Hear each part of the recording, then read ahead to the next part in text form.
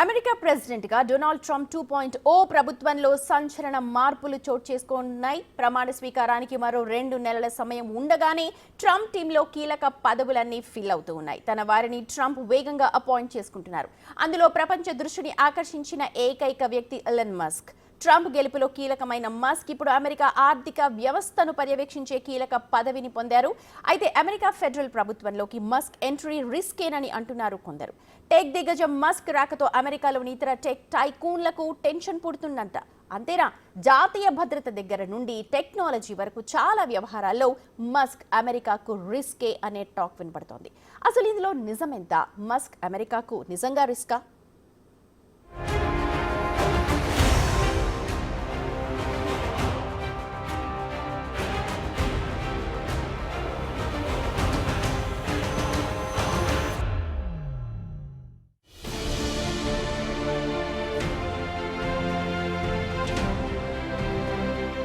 Donald Trump రెండోసారి America ప్రెసిడెంట్గా ఎన్నికయ్యారే కానీ ఆ గెలుపంతా టెస్లా సీఈఓ ఎలన్ మస్క్దేనని, రాబోయే ట్రంప్ 2.0లో మస్క్దే హవా అని చాలా మంది అనుకుంటున్నారు.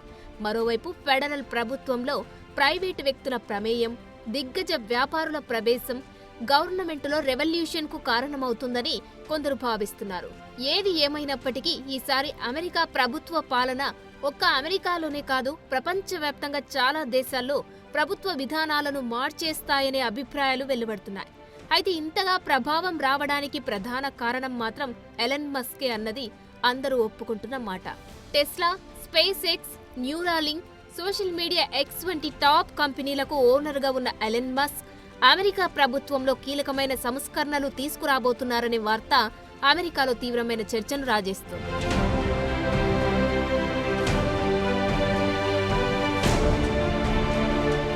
అమెరికా ప్రభుత్వం సిలికాన్ వ్యాలీ నుండే నడుస్తుందని కొందరు కామెంట్ చేస్తున్నారు. ట్రంప్ ఇన్కమింగ్ అడ్మినిస్ట్రేషన్లో ప్రధాన శక్తిగా ఎలన్ మస్క్ ఎదుగుతారని విమర్శలు వస్తున్నాయి.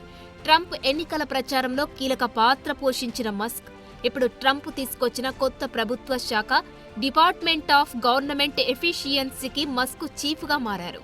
డిఓజీఈ అని పిలుస్తున్న కొత్త ప్రభుత్వ విభాగం రాబోయే రోజుల్లో అమెరికా ఆర్థిక కార్యకలాపాలను క్రమబద్ధీకరించడం, వ్యర్థమైన ఖర్చులను తగ్గించడం, ప్రభుత్వ నిర్మాణాలను ఆధునీకరించడం లక్ష్యంగా ముందుకు పోనుంది.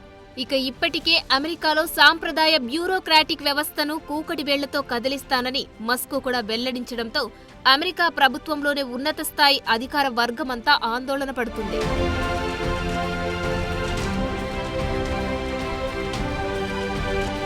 నిజానికి అమెరికా ప్రభుత్వంలో మస్క్ ఎంతగా ప్రభావం చూపగలరో ఇటీవల ఓ సందర్భం రూఢీ చేసింది.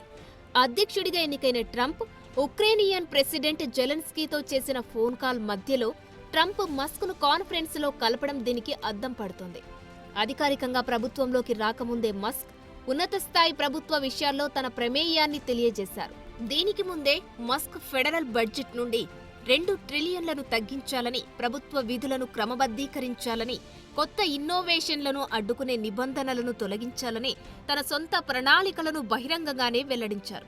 ఇటీవల తన ఎక్స్ పోస్టులో అమెరికా A-టీమ్ ఇప్పటి వరకు ప్రైవేట్ సెక్టార్లో కంపెనీలు పెట్టిందని, ఇకపై ప్రభుత్వాన్ని సంస్కరించే పనిలో భాగంగా ప్రభుత్వానికి సమయాన్ని కేటాయించబోతుందంటూ కీలక వ్యాఖ్యలు చేశారు.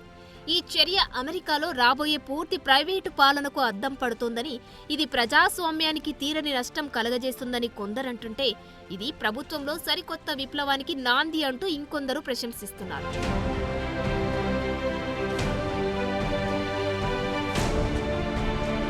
కొత్తగా ఏర్పాటైన డిపార్ట్మెంట్ ఆఫ్ గవర్నమెంట్ ఎఫిషియన్సీ ప్రభుత్వ కార్యకలాపాలను వీలైనంత క్రమబద్ధీకరించే విధంగా చర్యలు తీసుకునుంది. పరిష్కరించడానికి టెక్నాలజీతో నడిచే వ్యవస్థలను అమలు చేయడానికి సిద్ధంగా ఉన్నట్లు తెలుస్తుంది. ఇలాంటి పాలన పోటీ ప్రేరేపించే విధానాలను తీసుకొచ్చే అవకాశం ఉంది. ఇక ప్రభుత్వంలో మస్క్ ప్రభావం పొలిటికల్ రంగంలోకి సిలికాన్ వ్యాలీ నుండి కీలక వ్యక్తులను తీసుకువస్తుందనే అభిప్రాయాలు ఉన్నాయి. అయితే మస్క్ ప్రభుత్వంలో తీసుకురాబోయే మార్పులు ప్రతిఘటనను ఎదుర్కొంటాయనే టాక్ వినిపిస్తుంది. మస్క్ కంపెనీ స్పేస్ ఎక్స్ ప్రస్తుతం federal aviation administration, national labour relations బోర్డుతో సహా పలు ఫెడరల్ ఏజెన్సీలతో కాంట్రాక్టులు కుదుర్చుకుంది. ఈ కాంట్రాక్టుల్లో లాంచ్ ఆమోదాల నుండి లేబర్ ప్రాక్టీసుల వరకు చాలానే ఉన్నాయి. వీటిలో ఇప్పటికే చాలా వివాదాలు కూడా ఉన్నాయి.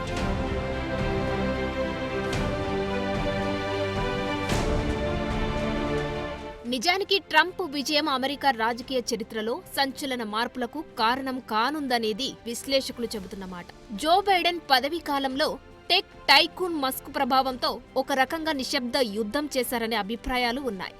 ఫేస్బుక్, గూగుల్, యాపిల్ వంటి కంపెనీలతో కూడా వాదోపవాదాలు నడిచాయి. బిలియనీర్ సీఈఓలు కాంగ్రెస్ కమిటీల ముందు వణుకుతూ కూర్చున్న సందర్భాలు కూడా ఉన్నాయి. అయితే ఇప్పుడు మస్క్కు ఎవరు మిత్రుల్లో వాళ్లకే ప్రాధాన్యత. మార్క్ జుకర్బర్గ్ వంటి పారిశ్రామికవేత్తలపై ట్రంప్కు ప్రేమ లేదు. అందుకే మెటా ప్రత్యర్థి కంపెనీ అయిన Chinese social media app tick talk ను నిషేధించాలనే ఉద్దేశాన్ని ట్రంప్ మార్చుకున్నారు. ఒక రకంగా మస్క్ రాక ప్రభుత్వంలోకి కరుడుగట్టిన వ్యాపారవాదాన్ని తీసుకొచ్చింది. బిలియనీర్ టెక్ వ్యవస్థాపకులు, పెట్టుబడిదారుల మద్దతుతో ఎన్నికైన పదుల సంఖ్యలో శాసనసభ్యులతో సెనేట్, హౌస్ కూడా నిండిపోయింది. ఇక రాబోయే రోజుల్లో ఇది ప్రభుత్వం అదుపు చేయలేని ప్రైవేటు రంగంగా మారిపోతుందనే విమర్శలు వినిపిస్తున్నాయి.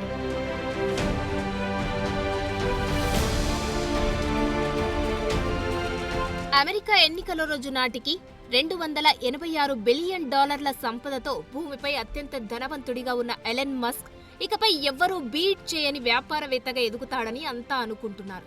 ప్రపంచవ్యాప్తంగా వ్యాపార ప్రయోజనాలతో మస్క్ చైనా అధ్యక్షుడు జీ జిన్పింగ్, రష్యా అధ్యక్షుడు వ్లాదిమిర్ పుతిన్తో సహా అనేక మంది ప్రపంచ నాయకులతో సన్నిహిత సంబంధాలను కలిగి ఉన్నాడు. ఈ సంవత్సరం ప్రారంభంలో మస్క్ చైనా వెళ్లడం కోసం చివరి నిమిషంలో భారత పర్యటనను అకస్మాత్తుగా రద్దు చేసుకున్నాడు. నిజానికి భారత్లో టెస్లా వస్తుందనుకున్న తరుణంలో ఈ పరిణామం చోటు చేసుకుంది. ఇప్పుడిక మస్క్ ఆడిందే ఆటగా, పట్టిందే బంగారంగా మారబోతుంది. అమెరికా వ్యాపారాల తరపున ట్రంప్ ఇతర దేశాలతో జోక్యం చేసుకోవడం గతంలోనే ఎక్కువగా ఉండగా ఇప్పుడు అది మరింత ఎక్కువవుతుందని నిపుణులు భావిస్తున్నారు.